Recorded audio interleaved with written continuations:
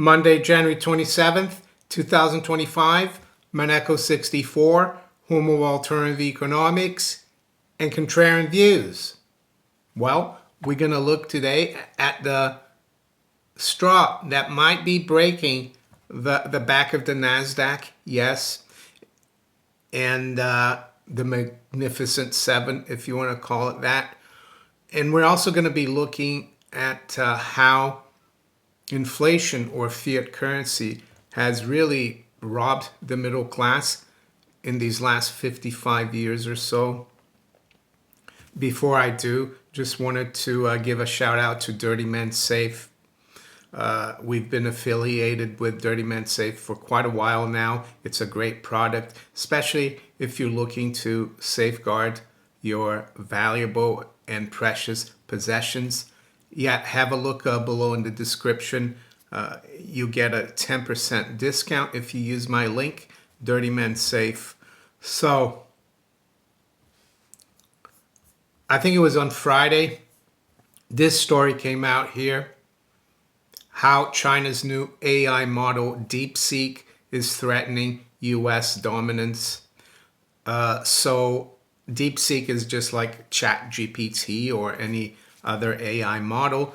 I downloaded it on my iPhone and it's there, it works. I'm not an AI specialist, but when CNBC is covering this, and do I give CNBC credibility? Do I watch CNBC? No, but this is not coming from what someone might call some YouTube channel or some social media platform from someone that's totally unknown, a story that has no credibility, so to speak. This is coming from the people who've been cheerleading, of course, for the U.S. markets, for U.S. exceptionalism. And over the weekend, there's been a lot of talk about this, whether this is going to destroy or destroy NVIDIA, destroy the bull market. And a lot of times, it turns out to be a nothing burger, right? But as I speak this morning here, we have the Nasdaq 100 index futures, and by this morning I mean 8:19 a.m. London time. So it's still early Eastern time in the U.S. Of course, it's only like 3:20 a.m. But the Nasdaq 100 futures down 673 points or 3%. Trading just above 21,000. 21,090. The low has been 76. So this has had an impact on the markets. It's still, as I said, very early. The markets haven't opened officially, and a lot could happen. But it's worth considering and watching. And why am I talking about this? I usually focus on precious metals and the miners, of course, physical gold and silver, and gold and silver producers, gold and silver explorers. Well, I think aside from this DeepSeek AI model, Chinese model, and to give you an example, it's taken them about 2 months to develop, and it's cost them like $6 million or something like that. So the Chinese are showing that they can do it quicker, faster, cheaper, and better. They're not spending hundreds of millions or billions to develop this AI model. But anyway, back to the market, the Nasdaq and precious metals. Well, what's that got to do with precious metals? Well, we've known that gold and silver had a very good year last year. Gold was up 27% in dollar terms. Silver was up about 21. Yes, the mining sector didn't do well. And I think one of the reasons for that is that the public is still focusing on tech, on the Nasdaq, on cryptos, on Bitcoin. But a lot of commentators who are covering the precious metal sector, gold and silver, the mining stocks, they have noted for a very long time that we are at levels that are completely undervalued in terms of, let's say, the GDX versus Nasdaq, HUI versus S&P, and that we needed a trigger to really get the mining sector going. And this could be it. Yes, I could be jumping the gun, but it could be something that makes the general public wake up and say, wow, there's not just tech that is interesting. There's a sector here that's been neglected. Maybe we should put some of our money that we have in the Nasdaq into the miners. And it doesn't even have to be a huge amount. It has to be, it can be a small proportion of that, which is still really big in terms of the mining sector. That could trigger the big move in the miners. So that's why I think this is interesting.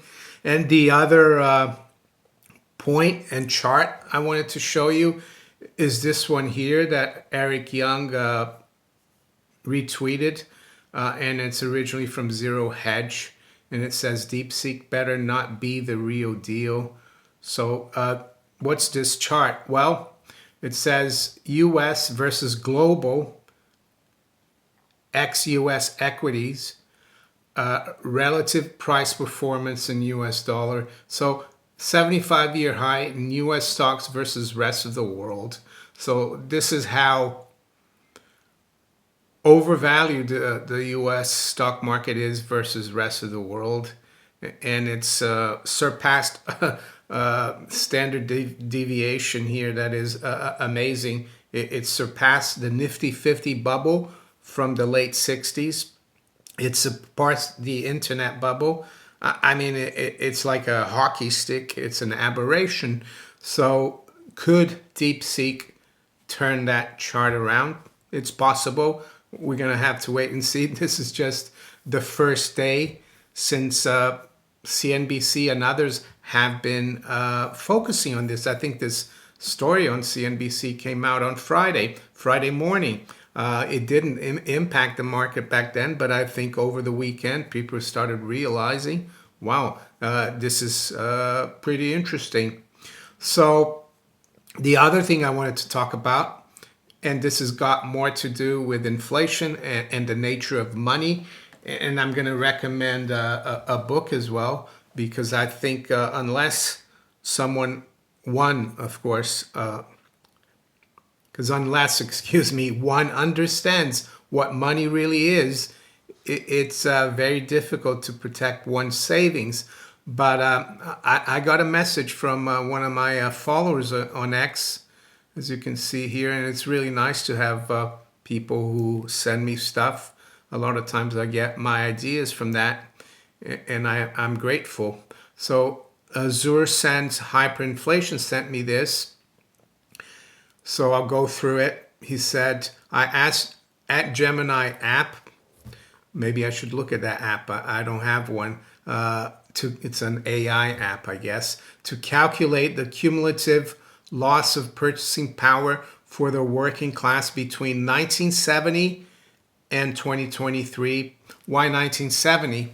Well, because in 1971, of course, Richard Nixon detached the dollar from gold. He temporarily suspended the convertibility of the dollar into a fixed weight of gold. And the dollar, or the American currency, became a fiat currency, which meant there's no limit of how much currency the U.S. could create. And that's why we are at over $36 trillion in national debt, approaching 130% of GDP. And the debt, of course, is the other side of the currency in the fiat currency system. And the more debt you create, the more currency you create. If you don't keep up with that creation of currency through production, through the private economy, everything becomes more expensive, or the currency loses value. It's the simple law of supply and demand. So this is what he asked. He says, I asked it to use the share of wages compared to GDP statistics of the St. Louis Fed or Fred. There's a St. Louis Fred page. They keep all kinds of statistics and calculate yearly loss of purchasing power by looking at those statistics compared to contemporary GDP levels, and then adjust that number to current inflation levels. And this is the result he get. It's quite amazing, but I'm not surprised. So between the cumulative loss of purchasing power of the working class from 1970 to 2023 is $18.7 trillion. And he says we've been robbed.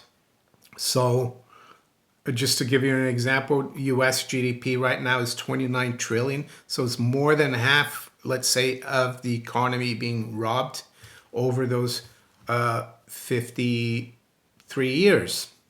And I'm sure it's getting worse. And that's what inflation does. And that's why I think you should read this book, What Has Government Done to Our Money, by Murray Rothbard. It's not only government, but the central bank, of course, because the government and the central bank, they work together to rip off the public. Yeah, the Federal Reserve is not there to help the public. It's there to help the bankers, Wall Street, and the big corporations. And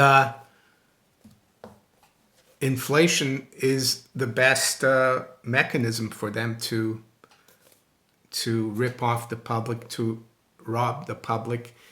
And if you read this book, you understand what's going on and what the solution will be. And I'll leave that to you to work out. We can talk about it later.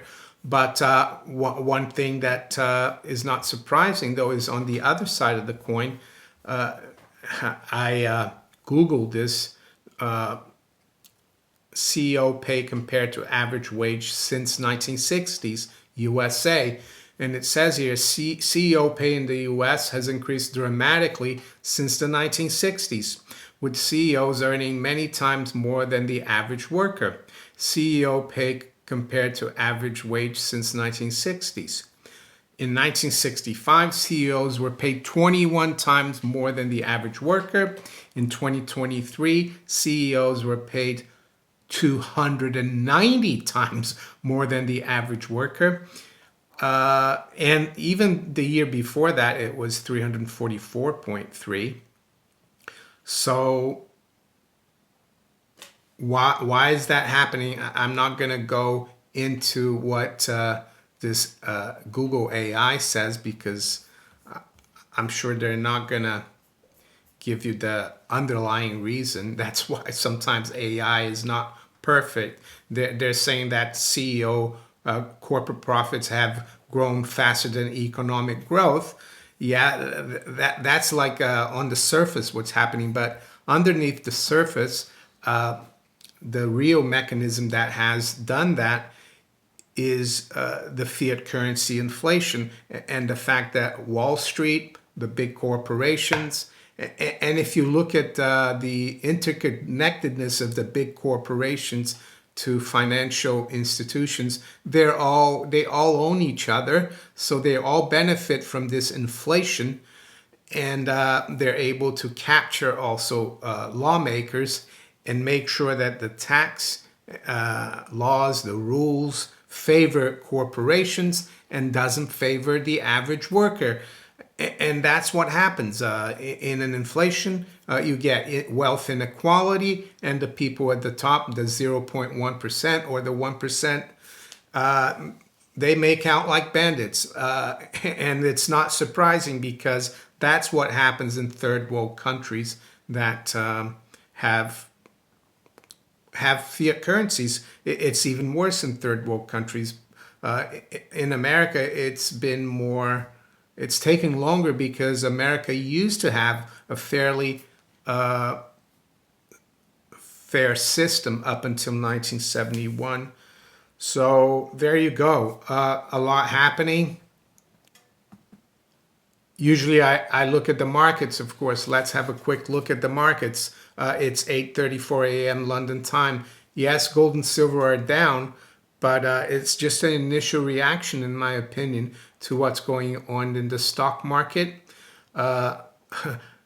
You need to be patient. These things don't happen all at once. It's not, markets are not perfect in analyzing things like this DeepSeek event. But anyway, gold right now is at 27.56. It's down about 15 bucks. It's been as low as 46 and as high as 73. So it's down 0.5%, while the S&P is down almost 2%. It's fallen back below 6,000. The Nasdaq 100 is down 640 points, or 3%. The Dow, hasn't fallen as much in percentage terms because the Dow hasn't really benefited from the Magnificent Seven. It's down 1%. What about silver? Well, silver is down just over 1% at 30.20. But as I said, I expect the perception of gold and silver and the miners to change for the general public. Right now, I think they don't even know the sector exists. But with what's going on now in tech, I think we're going to see people starting to wake up about it. So it's not going to happen overnight. Anyway, what about the currencies? Well, the currencies are weaker in terms of, let's say, the pound and the euro are down about 0.2, but the dollar is down 0.5% versus the yen. What about commodities? WTI crude is unchanged, trading at around 74.40. One thing that's benefiting this morning is the longer end of the U.S. Treasury yield curve. We're seeing the 10-year yield drop about 8 basis points. It's trading around 4.55. So maybe this Nasdaq event could help save or stave off the bear market in bonds for a while, even though I'm still bearish bonds and bullish yields, which isn't a good thing. In the UK, the same. Well, actually, the 10-year yield is still quite elevated. It's at 4.64, so it hasn't followed the 10-year lower. So there you go. Let's keep an eye on things. And with that, I'm going to wish you all a very good day and a very good start to the week. Take care. Bye.